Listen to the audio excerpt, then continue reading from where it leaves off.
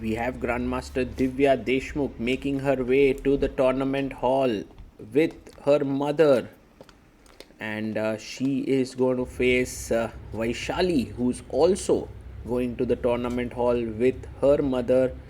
And what dedicated mothers both of them have! Like, it's incredible to see.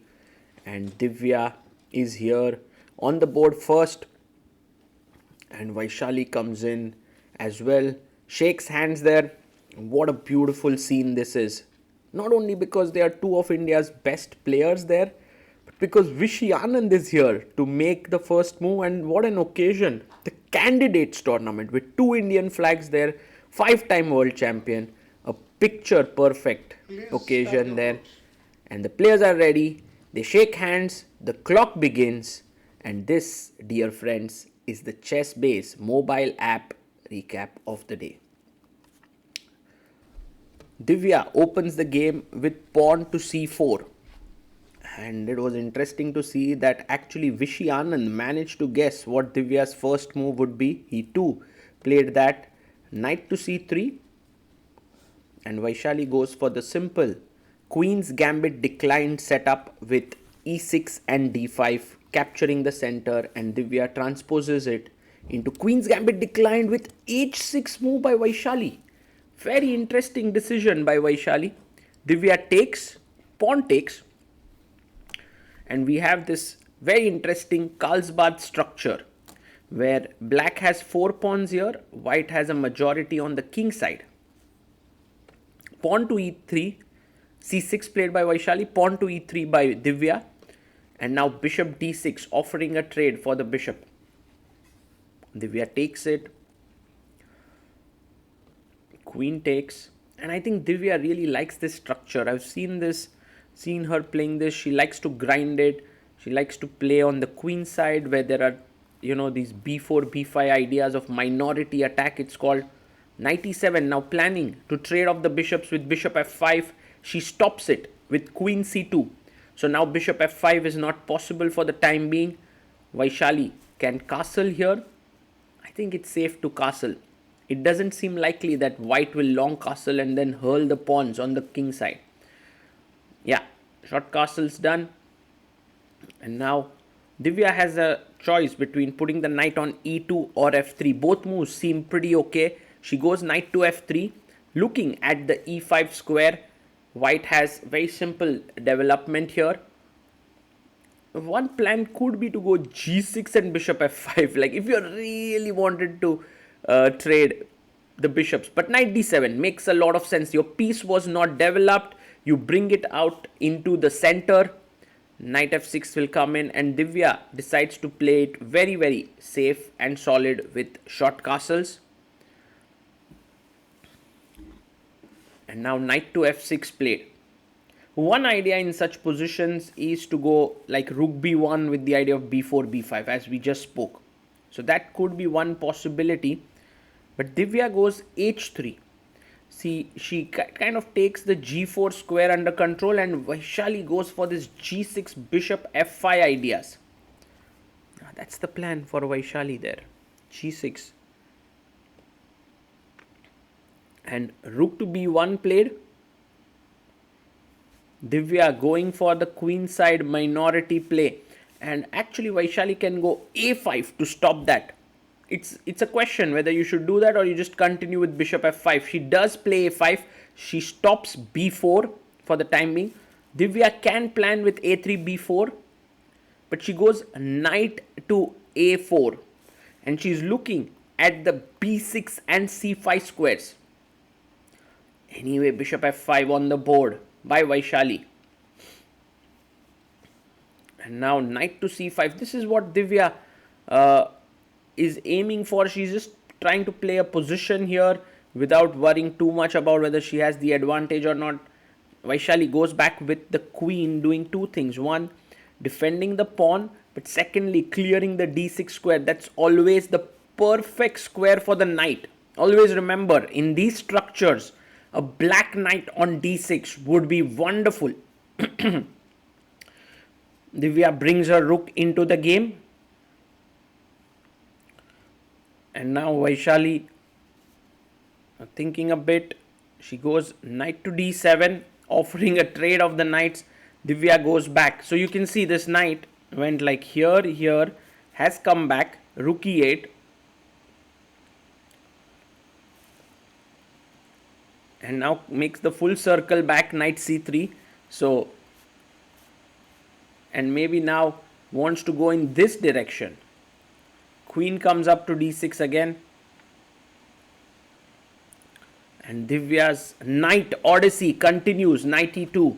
These are the kind of games where you kind of think like, what is it that both players are trying?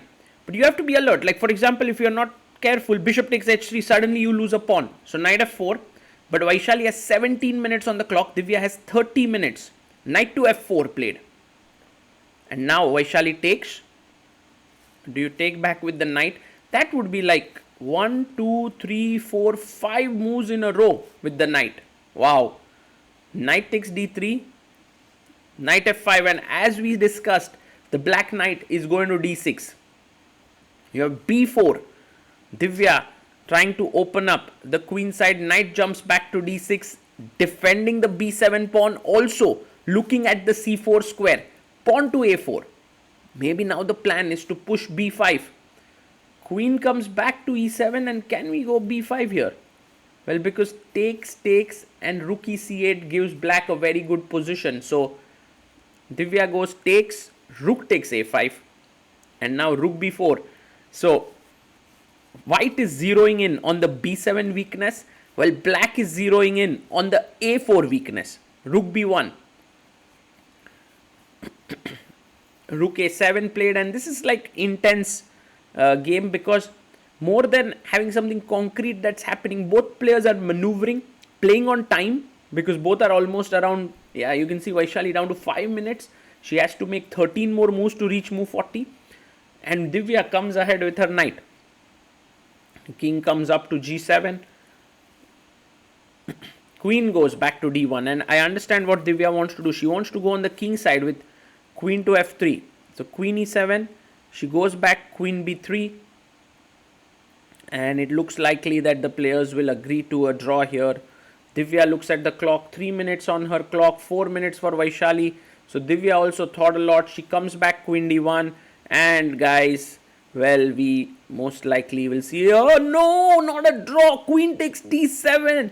Wow, Divya took the knight on d7, and she is fighting for the full point. That's Divya for you. She's here for the kill. She's worked hard for the tournament. She wants to win. Queen f3, putting pressure on the king side, and Vaishali cracks knight e4. A big mistake. A big mistake here. Divya has 2 minutes 39 seconds to figure out that rook takes b7 is the winning move here. I mean, Vaishali is hoping for such a simplification, but even a position like this looks slightly better for white. But there is a better move. Rook takes b7 is just killing the game. Yes, takes it. Rook takes b7. And now rook takes, because there's a mate here. You don't have any time to take on c5. Again, mate threatened on f7. So the only move is knight g5. Plays it. But now Divya can go queen g4. A very, very powerful move. But she misses it. She goes queen g3. If you went queen g4, there's no time for rook c5. The queen is hanging, and then after queen g4 at g4, white would have won the game. But queen g3. And Divya's idea is tactical in nature. She wants to go check rook b8 and mate. Vaishali chops off on c5. Is Vaishali missing something, or Divya? No one knows. Check. F pawn is pinned. Can't move. King h7. The only move, and now rook b8. Played it. Rook to b8. But in comes check, king h2, and is it game over for Vaishali? Not really. She sacks the queen. What a move. On move number 40, g takes h3. This is incredible. Knight 4 comes into f3. I love it. I love this. What has happened? And after knight f3, Divya goes king g2. She is looking calm on the outside, but surely she's unhappy that she missed her big chance in this game. She could have beaten Vaishali there. D takes e5, and Vaishali, well, she's so good with these tactics. And she managed to spot it, and in this rook end game, the players agree to a draw because it's an equal end game. What a nice game.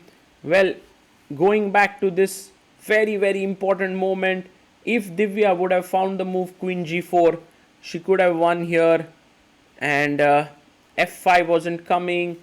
There's just enough time, pawn up position, and I'm pretty sure Divya recognized this. But she got so tempted with Queen G3 and she had 54 seconds only. So she went in here, but little did she realize that Vaishali had this Queen takes H3 trap waiting for her. A powerful game by the two Indian queens. Lovely to watch. All these years, ChessBase was a software that needed to be installed on your computer. But now, ChessBase has come up with a mobile app. It's called the ChessBase mobile app and it is available both on Android and iPhone. With the app, you can now prepare against an opponent. You can get access to more than 11 million games in your database. You can create a new game, analyze it. The premium users get access to the fastest cloud engines, and then you can save your analysis. What's more is that the app is completely free. If you want to stay connected to serious chess preparation on the go, then the ChessBase mobile app is for you.